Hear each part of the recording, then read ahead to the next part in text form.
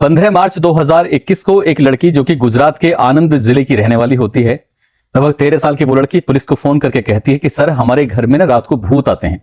Police ने जब इस बात को सुना तो पुलिस को पहले तो हंसी आई, लेकिन पुलिस ने उस बेटी को समझाने की कोशिश की कि बेटा तुम छोटे हो सकता है कि तुम्हें अंधेरे की वजह से डर लगता हो।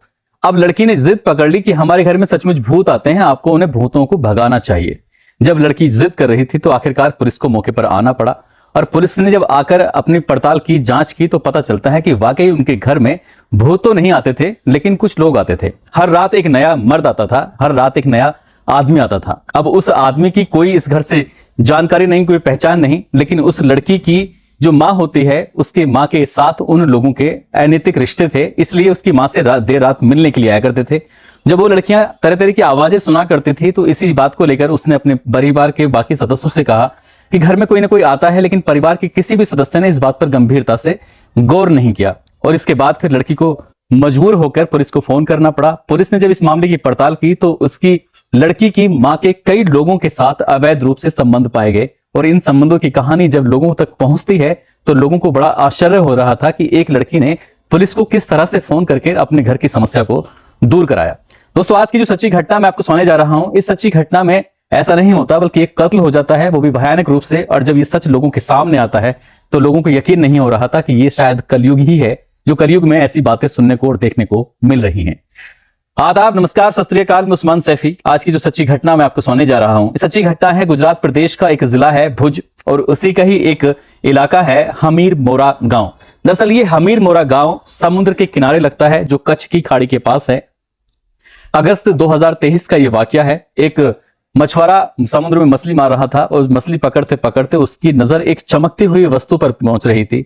वो वस्तु कुछ ऐसी जगह से दिखाई दे रही थी कि चारों तरफ से सुनसान इलाका था, आसपास पेड़ पौधे थे, लेकिन समुद्र के किनारे जब वो वस्तु चमक रही थी तो उस मछुआरे ने पहले तो उसे इग्नोर करने की कोशिश की, लेकिन वो ज्यादा चमक रही थी, तब उस पर रहा नहीं गया। पास में जाकर जब देखता है तो एक छोटा सा टुकड़ा था जो चमक रहा था। उसने जैसे उसे उठाने की कोशिश की, दरअसल वो हाथ में पहनी हुई एक अंगूठी थी और अंगूठी में कुछ इस तरह से एक शीशा लगा हुआ था जिसकी लाइट बहुत दूर तक मार रही थी।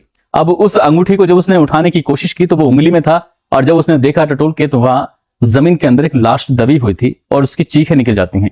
उसकी चीखें निकलने के बाद वो आसपास के लोगों को शोर मचाकर बुलाने की कोशिश करता है, लेकिन आसपास के लोग तो नहीं आते, लेकिन वहां सुनसान इलाका होने की वजह से मछुआरे ही आते हैं या फिर सैलानी टाइप के लोग आते हैं।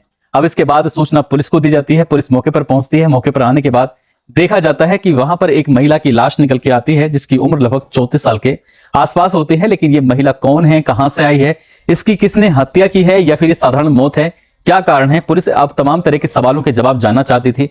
आसपास के थानों को सूचना दी जाती है, आसपास के लोगों को भी बुलाया जाता है, गांव के प्रधान सहित जो जहां जहां तक ये खबर फैल सकती थी वहां तक ये शनाख्त करने की कोशिश की जाती है ताकि इस महिला की पहचान हो सके कि ये महिला आखिरकार कौन है।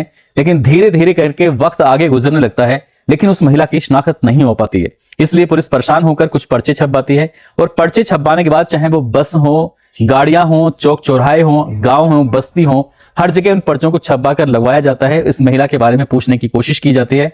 पुलिस अपने मुखबिर तंत्र को भी सक्रिय करती है। आखिरकार मुखबिर तंत्र के माध्यम से एक सूचना मिलती है कि 13 जुलाई 2023 को हमीर मोरा गांव में एक समारोह था। इस समारोह में इस तरह की एक महिला देखी गई थी, इससे ज्यादा कोई जानकारी मिलती नहीं है। आखिरकार पुलिस ने 13 जुलाई 2023 के आगे पीछे दो चार दिन की जो कॉल डिटेल होती है कि इस सर्किल में, इस नेटवर्क में कितने नए मोबाइल आते हैं, उनके बारे में जब पता करने की कोशिश की जाती है तो एक माधा पार इलाके का एक व्यक्ति का नाम होता है जिसका नाम था योगेश। योगेश की कॉल डिटेल निकल के आती है, योगेश का नेटवर्क पाया जाता है, उसका एक और साथी होता है, उसकी भी डिटेल पाई जाती है। आखिरकार पुलिस ने उस व्यक्ति को संपर्क में लिया, उससे बातचीत करने की कोशिश की कि एक महिला की लाश मिली है, तुम इस लाश के बारे में क्या जानते हो। तो उस व्यक्ति ने ज्यादा कुछ बताने की कोशिश नहीं की, लेकिन पुलिस ने जब सख्ती से उससे अपने तरीके से पूछताछ करने की कोशिश की तो वो कुछ ही देर में बोल पड़ता है, कहता है कि हाँ मैं इस महिला को जानता हूं जिसका नाम लक्ष्मी है।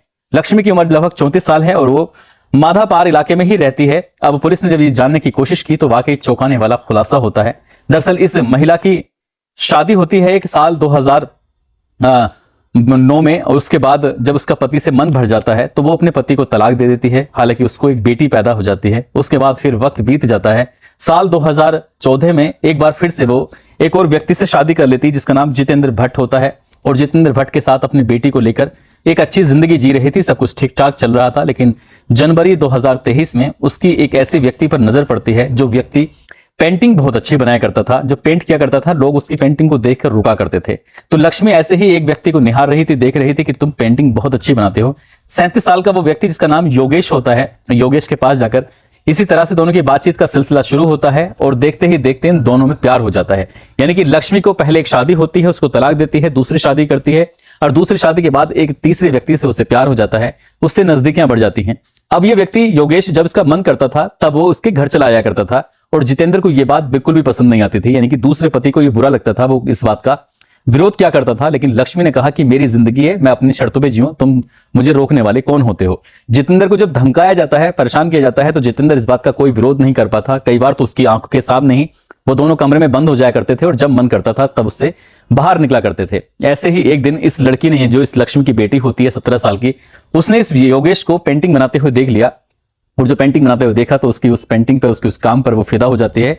उससे वो प्यार का इजहार कर बैठती है, कहती है कि मैं तुमसे प्यार करती हूं। यानी कि 17 साल की वो लड़की 37 साल के एक व्यक्ति से प्यार कर बैठती है, उससे नजदीकियां बढ़ जाती हैं। अब दिन में वो व्यक्ति उस लड़की से मोहब्बत क्या करता था, प्यार क्या करता था, उसके साथ अवैध संबंध बनाया करता था और रात को जब उसे मौका मिलता था, शाम को जब उसे मौका मिलता था तो वो घर को आ जाया करता था। यानी कि उसकी बेटी और मां दोनों के साथ उस व्यक्ति के अवैध संबंध हो जाते हैं। और उस लड़की के सौतेले पिता को तो इस बात का मालूम था ही, लेकिन जब उस लड़की को मालूम हो जाता है तो लड़की को इस बात पर बहुत ज्यादा गुस्सा आता है। वो कहती है कि तुम्हें हम दोनों में से किसी एक को चुनना पड़ेगा। और योगेश ने उस लड़की को चुना जिसकी उम्र 17 साल के आसपास होती है। तब ये फैसला करते हैं क्यों ना इसे रास्ते से हटाया जाए। और 13 जुलाई 2023 को जो ये गांव लगता है हमीर मोरा, जो कि माधापार से 55 किलोमीटर दूर होता है, वहां एक समारोह में वो आए थे। समारोह में शामिल होने के बाद उन्होंने, लड़की ने कहा जो 17 साल की होती है, कि मां मेरी इच्छा है कि मैं समुद्र के किनारे घूमना चाहती हूं और देखना चाहती हूं, क्या तुम मेरे साथ चलोगी। जैसे ही बेटी ने अपनी मां से अपील की तो मां तैयार हो जाती है और मां के साथ उसका जो प्रेमी होता है योगेश, वो भी तैयार हो जाता है, उसका एक दोस्त होता है वो भी तैयार हो जाता है। अब ये सब लोग समुद्र किनारे टहल रहे थे।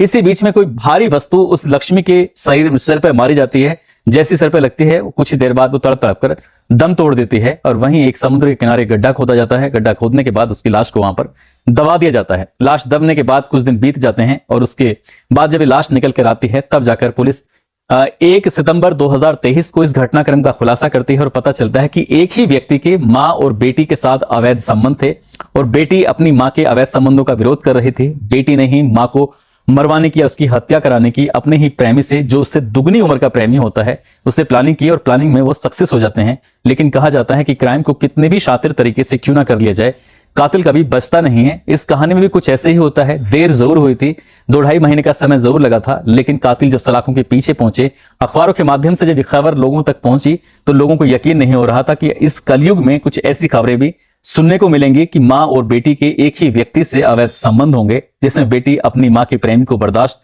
नहीं कर पाएगी और वो अपनी मां को अपनी प्रेमी से ही उसे मरवा देगी।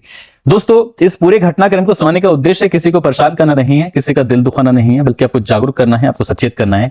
और जाते जाते कुछ लोगों ने नाम लेने की अपील की है, जिसमें रोशनी सिंह है, जयकरण सिंह, रूपेश कुमार, अब्दुल अली, मोहम्मद आसिफ, चंद्रकांत भास्कर, सत्यम यादव, संजीव मुर्मू, अवनी सिंह, सलमान फारसी, मुफीद खान, रुद्र भान, प्रवीण कुमार, लव कुश पाल, पिंटू सिंह, संजय कुशवाहा, राधिका सिंह, नितिन द्विवेदी। आप सब लोग अपना ख्याल रखें, सुरक्षित रहें। जय हिंद, जय भारत।